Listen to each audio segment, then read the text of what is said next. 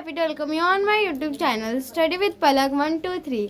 आज हम लोग चैप्टर नंबर 3 करने वाले हैं विंड्स ऑफ चेंजेस, मतलब बदलाव की हवा। अगर आप मेरे चैनल पर नए हो तो चैनल को सब्सक्राइब कर देना, वीडियो को लाइक कर देना, कमेंट कर देना और शेयर करना बिल्कुल मत भूलना।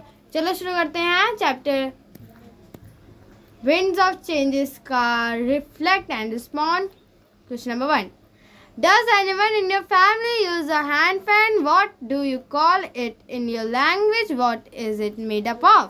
यहाँ पर बोला गया है कि क्या आपके फैमिली में कोई हैंड फैन मतलब पंखा यूज़ करता है, उसको बोला क्या जाता है और वो किस चीज़ से बना होता है। तो मेरी फैमिली में पंखा यूज़ करा जाता है, उसको बेना बोला जाता है और वो क्लॉथ या फिर बैम्बू स्ट्रिप से बना होता है। आप लोग अपने हिसाब से लिख सकते हैं, आपके यहाँ पर जैसा भी यूज़ करा जाता है, जिस भी नाम से बोला जाता हो आप लोग वो लिखेंगे। ओके, तो शुरू करते हैं second question. Walk in pairs, study the picture given below carefully and complete the information. Discuss your answer with your classmates and teacher. यहाँ पर बोला गया है कि जो नीचे पिक्चर्स दिख रही है आप लोगों को फैंस पंखे की, आप लोग उसको देखें और उनका इन्फॉर्मेशन को कंप्लीट करें, फुलफिल करें और अपने क्लासमेट्स अपने टीचर्स के साथ डिस्कस करें। आप लोग कमेंट्स में डिस्कस कर सकते हैं, मैंने आपको खुली छूट दे रखी है। ओके, तो ये रहे आंसर, मैंने ऑलरेडी लिख सकते हैं, आप लोग चाहे तो फटाफट से लिख लीजिए। ये है फैंस, उनके स्टेट्स, उनकी शेप एंड वो किस चीज़ से बने हुए हैं वो। ये असम का फ़ैन है, ये केरला का है, ये उत्तर प्रदेश का है। फैन मीन्स पंखा। ये मुझे राउंड शेप का लगा इसलिए मैंने राउंड लिखा है, ये मेरे को कर्व का लगा तो ये कर्व लिखा है, ये स्क्वायर का लगा तो ये स्क्वायर लिखा है। आप लोग अपने हिसाब से लिख सकते हैं। ये जो असम वाला है ये मुझे बैम्बू स्ट्रिप से बना हुआ दिख रहा है तो बैम्बू स्ट्रिप लिखा है। ये पाम लीफ और मॉन्च ग्रास ऑलरेडी यहाँ पर लिखा हुआ था, गिवन था, तो मैंने कुछ नहीं लिखा है। ओके, चलो नेक्स्ट पे बढ़ते हैं। नेक्स्ट वाला जो क्वेश्चन है थर्ड क्वेश्चन, वो बहुत इंपॉर्टेंट था, आप लोग उसे केयरफुली सुनिएगा। ओके, तो शुरू करते हैं third question. Work in pairs, match the underlined word in column 1 with their meanings in column 2 given on the next page. Share your answer with your classmates and teachers. Match the following दिए गए हैं column 1 और column 2 में, जो next page पे है, और तो और इसको भी आपको अपने क्लासमेट्स और टीचर्स के साथ डिस्कस करना है, बोला गया है। और हाँ, अगर मैच करने से पहले हम लोग ये पैराग्राफ पढ़ते हैं तो वो हमें इजी टू मैच रहेगा, तो पहले पढ़ेंगे। I visited the crafts fair yesterday. मतलब मैंने कल एक मेला घूमा था, जिस क्राफ्ट का मेला जिसमें हैंडमेड चीज़ें थी। It was a wonderful experience. वहाँ पर मुझे बहुत अच्छा एक्सपीरियंस हुआ। ठीक है, आगे बढ़ते हैं। आगे क्या बोला गया है? Its indigenous artifact was an innovative creation of industrious craft person with its intricate design. यहाँ पर बोला गया है कि जो वहाँ के इंडिजीनियस मतलब जो लोकल क्राफ्ट था वो वहाँ का बहुत अच्छा था और नई नई चीज़ें थी वहाँ पर। इनोवेशन का मतलब नई चीज़ें किस और बाकी चीज़ों से हट के थी। इंडस्ट्रियस मतलब हार्ड वर्किंग क्राफ्ट पर्सन ने जो बनाई थी, और तो और उन्होंने इतना बारीक डिज़ाइन, इंट्रिकेट मतलब होता है बारीक डिज़ाइन दिया था। It invoked a sense of respect for our initiative taken by the government to showcase them. और तो और उनको बहुत अच्छा लगा, उन्होंने उनकी पहचान को बाहर निकाला, ये बहुत रिस्पेक्टफुल था। और तो और गवर्नमेंट ने क्राफ्ट को बाकी लोगों को दर्शाने के लिए बहुत अच्छा प्रोग्राम रखा था। तो ये चीज़ पोएट को बहुत अच्छी लगी थी, वही बोला गया है यहाँ पर। नेक्स्ट पेज पे चलते हैं, जिसमें हम लोग क्या करने वाले हैं आप लोगों को पता ही होगा, जिसमें हम लोग मैच द फॉलोइंग करने वाले हैं। मैंने आंसर लिख रखा है, आप लोग फटाफट से देख लीजिए। जैसे कि मैंने आपको बताया था, इंडिजीनियस का मतलब होता है लोकल चीज़ें, तो local from where it originate, जहाँ पर वो बना था वो जगह। ठीक है, इनोवेटिव का मतलब होता है न्यू चीज़, कोई भी नई चीज़ जो बनी हो वो। इंडस्ट्रियस का मतलब होता है हार्ड वर्किंग। इंट्रिकेट का मतलब क्या होता है?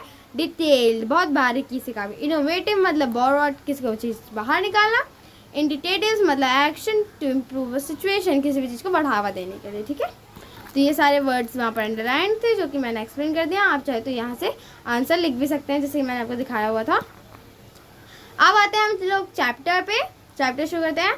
द वर्ड पंखा, पंखा and or pankha originate from the word pank, which means feather of the bird.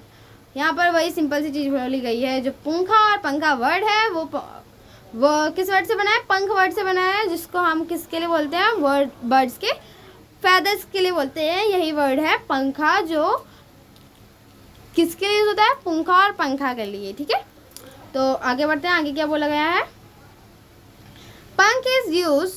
पंखा is use to refer all fans. जो पंखा है वो सारे फैंस को दर्शाता है। Whereas the word पंखी denote a small plump fan used in ancient time। और जो पंखी वर्ड है वो पुराने ज़माने के हैंड फैन को दर्शाता है, पंखे को दर्शाता है, पंखी। ठीक है, evidence of the existence and use of pankhi in India can be found in Buddhist wall painting at Ajanta।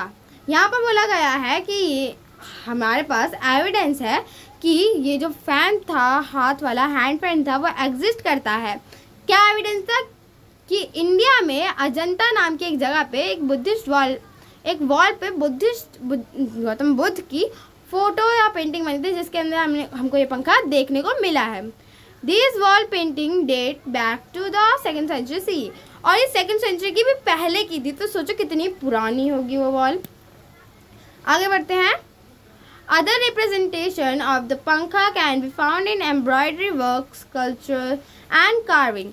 यहाँ पर बोला गया है कि बाकी जो हमको पंखा के वो मिले थे, एविडेंस मिले थे, वो हमें एम्ब्रॉयडरी वर्क मतलब कपड़ों के वर्क से पता चले थे, स्कल्पचर मतलब मूर्तियों से पता चले थे, कार्विंग मतलब पत्थरों पे जो ठोक ठोक के अच्छी सी पेंटिंग्स बनाई जाती थी, उनसे पता चले थे कि पंखा जो थे वो एग्जिस्ट करते थे। ये कोई झूठ वगैरह नहीं है। ठीक है, आगे बढ़ते हैं।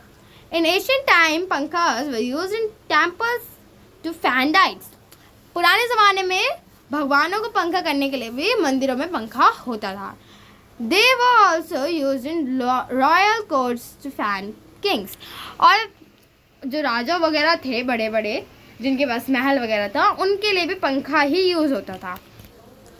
Pankhas varied in size from a tiny 2-inch one to large ones requiring a person full arm strength to move them। जो पंखा थे उनके बहुत ज़्यादा अलग अलग साइज़ होते थे। कोई 2 इंच का होता था, तो कोई इतना बड़ा होता था कि उसमें कोई इंसान की पूरी स्ट्रेंथ, पूरी एनर्जी लग जाए। ठीक है, अब सोचो कितना बड़ा होता होगा। ठीक है, आगे बढ़ते हैं।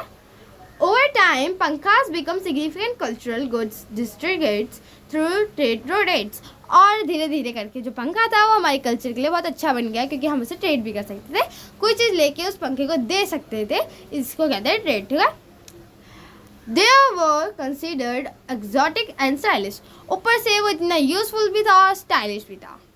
All thought there was substantial community in their use across India। Different villages and towns developed their own varieties of traditional pankhas। और धीरे धीरे करके अलग अलग कम्युनिटीज़ ने, अलग अलग विलेजेस ने अपने लिए नए नए पंखे बनाना शुरू कर। जिसके पास जो मटेरियल ज़्यादा होता था वो उसी चीज़ का पंखा बना लेता था।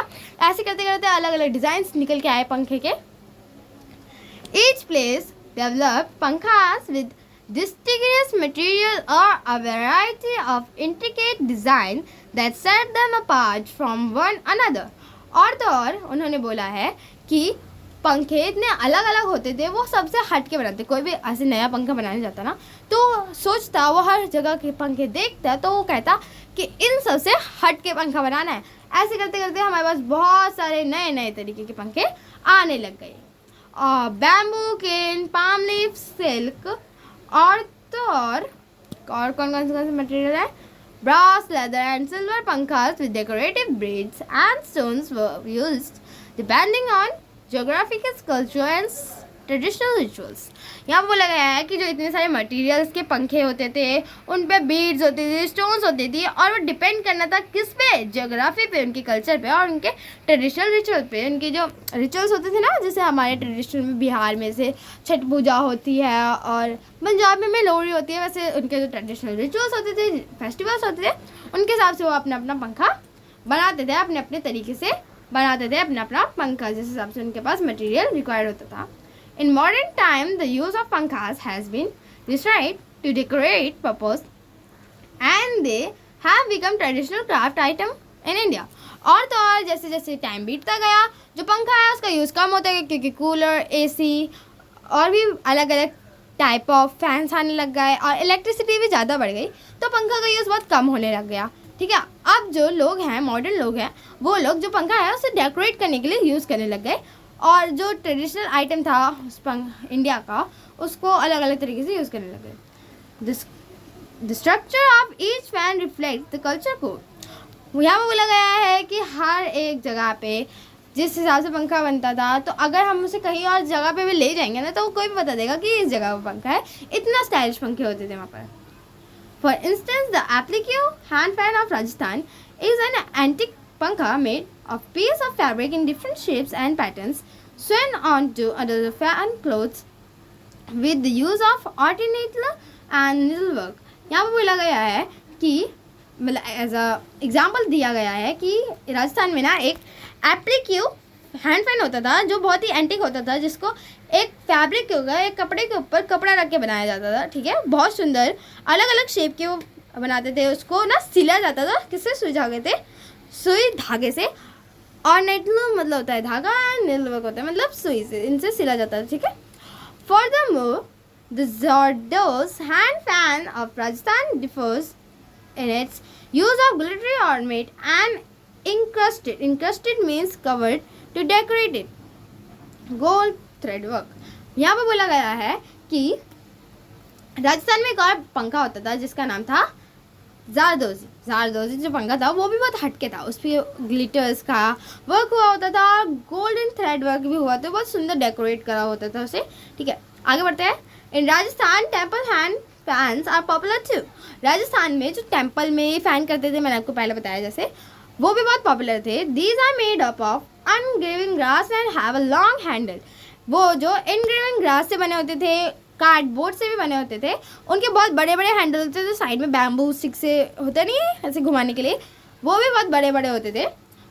और ना जो पंखा होते थे या फ़ैन होते थे वो ना पेंट होते थे, उसको हाथों से पेंट करा जाता था और वो कार्डबोर्ड के बने होते थे। मैं पढ़ देती तो समझाती हूँ। The painted hand fan of cardboard pankha feathered with images and usual often to gold. और तो और नए नए तरीके के भी पंखे होते थे वहाँ पर, जैसे कि मंदिर के लिए 2 टाइप ऑफ पंखे शायद से यहाँ पे यूज़ हो रहे हैं। एक तो जिसमें गोल्ड थ्रेड वर्क करा गया है और एक जिसमें अनग्रेविंग ग्रास भी है, उसके लॉन्ग हैंड्स भी हैं, वो कार्डबोर्ड से भी बना हुआ है और पेंटिंग भी उसमें बहुत अच्छी गई है। वो होते थे गॉड्स के लिए। ठीक है, समझ गए? ये नीचे आप लोगों को दिख रहे होंगे, आपको शायद से दिख ही रहे होंगे इतने प्यारे प्यारे पंखे यहाँ पर जो हैं, बहुत प्यारे प्यारे।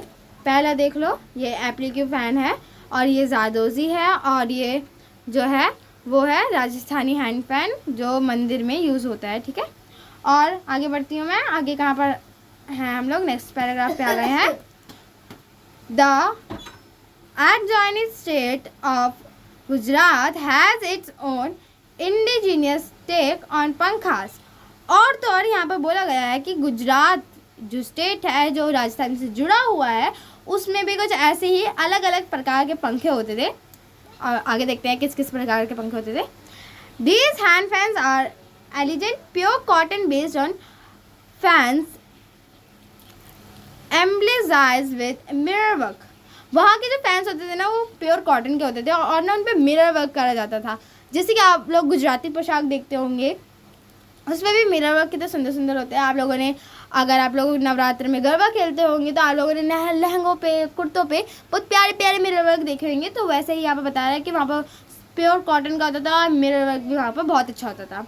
The beads hands fan is covered with colourful beads and has a silver handle. और ना वहाँ पर एक और पंखा होता था जिसको बीड हैंड फैन कहते हैं। शायद से वहाँ पर ना जो बीड हैंड फैन उसमें ना मोतियाँ लगी होती थी तभी उसे बीड्स हैंड फैन, और उसका ना सिल्वर कलर का हैंडल होता था। सिल्वर हैंडल होता मतलब चांदी का वो घुमाने वाला हैंडल होता था। ठीक है, Gujarat is the centre for bead craft in India and these dainty पंखास are commonly use as a wall decorate. जो गुजरात है ना, आप लोगों को पता नहीं है कि शायद से कि जो गुजरात है ना वहाँ पर ना बहुत अच्छे अच्छे क्राफ्ट होते हैं, और जो इंडिया का क्राफ्टर माना जाता है ना वो गुजरात ही माना जाता है। वहाँ पर बहुत अच्छे अच्छे क्राफ्ट होते हैं, ठीक है। और तो और ये जो पंखे हैं ना ये ज़्यादातर ना ऐसे घुमाने के लिए यूज़ नहीं होते, क्योंकि अगर हम इनको यूज़ करेंगे ना ज़्यादा देर तक से घुमाएंगे तो फिर ना ये टूट भी जल्दी सकते हैं। तो फिर इसे ना ज़्यादातर डेकोरेट करने के लिए, अपने घर को डेकोरेट करने के लिए यूज़ होता है, ठीक है। Kucha, Kucha is the new fan name. Kucha is recognized for its hand-stitched leather hand fan decorated with thread and wool at its seams. यहाँ पर बोला गया है कि ये जो कुच्चा है ये एक और फैन का नाम है जो गुजरात में पाया जाता है।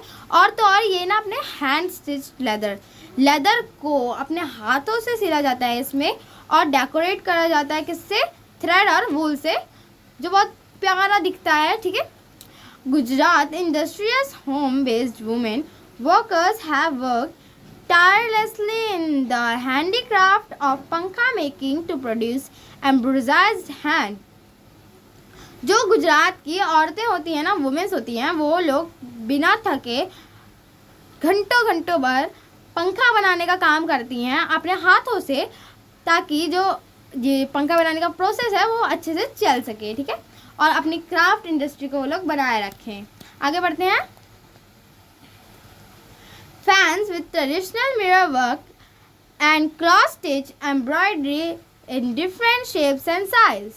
और तो और वो लोग अलग अलग तरीके के अलग अलग ट्रेडिशनल मिरर्स वर्क के साथ फैंस बनाते थे। क्रॉस स्टिच मतलब अपने आप में अलग अलग जोड़ के उनको अलग अलग शेप देके अलग अलग साइज देके पंखे बनाते थे। जैसे कि आप लोग नीचे देख ही सकते हैं, ये एम्ब्रॉयडरी हैंडवर्क वाला पंखा है गुजरात का, ये बीड्स वाला पंखा है जिसमें मोतियाँ लगी होती हैं, और ये मिरर वर्क वाला पंखा है। देखो कितने प्यारे प्यारे पंखे बना रखी हैं वहाँ की औरतों ने, ठीक है, कितने सुंदर सुंदर लग रहे हैं। चलो अब आज के लिए आई गेस जितना बहुत है, आप लोगों को समझ में आ गया होगा। आगे का चैप्टर हम लोग नेक्स्ट पार्ट में कंटिन्यू करेंगे। आज के लिए इतना ही। Thank you. अगर आप लोगों ने मेरे चैनल को सब्सक्राइब कर दिया, वीडियो को लाइक कर दिया है और पूरी वीडियो देखी। अगर आप लोगों को समझ में आया होगा तो आप लोग कमेंट कर सकते हैं। आज के लिए इतना ही। नेक्स्ट वीडियो जल्दी आ जाएगी कल परसों में। Thank you for watching my video.